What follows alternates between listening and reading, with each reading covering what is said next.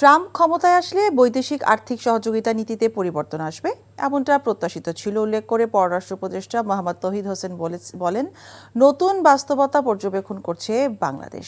পররাষ্ট্র মন্ত্রণালয়ে এক প্রশ্নের জবাবে তিনি কথা বলেন।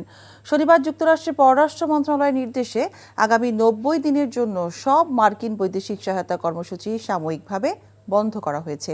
সে অনুযায়ী মার্কিন সাহায্য সংস্থা USAIDর অর্থায়নে বাংলাদেশে বাস্তবায়নাধীন সব প্রকল্প ও কর্মসূচির ব্যয় অবিলম্বে বন্ধের নির্দেশনা দেওয়া হয়েছে। সংস্থাটির বাংলাদেশ কার্যালয়ের পরিচালক রিচার্ড বি অ্যারন চুক্তিবদ্ধ সব স্থানীয় উন্নয়ন সংগঠনের জন্য এই নির্দেশনা জারি করে চিঠি দেন। এই বিষয়ে পররাষ্ট্র উপদেষ্টা তৌহিদ হোসেন বলেছেন, USAIDর অর্থায়ন বন্ধ হবে তা অনুমেয়ই ছিল।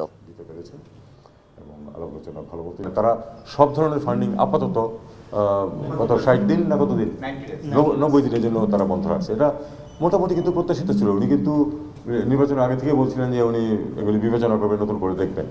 তো তারা বিবেচনার জন্য সময়টা নিয়ে সেইভাবেই তো বলছে যে তারপরে দেখবে যে কোনখানে দিতে হয়। যুক্তরাষ্ট্রের নতুন প্রেসিডেন্ট এসেছেন এবং তিনি তার যে নীতিমালা সেগুলি যে আগে থেকে ভিন্ন, এটা তো সর্বজন বিদিত। কাজে আমাদেরকে দেখতে হবে যে আসলে আলটিমেটলি কি দাঁড়ায় এবং যে কোনো পরিস্থিতি সৃষ্টি হবে তখন সেটা আমাদেরকে মোটরস ভিভেন্ডি বের করে নিতে হবে যে আমরা কি করে।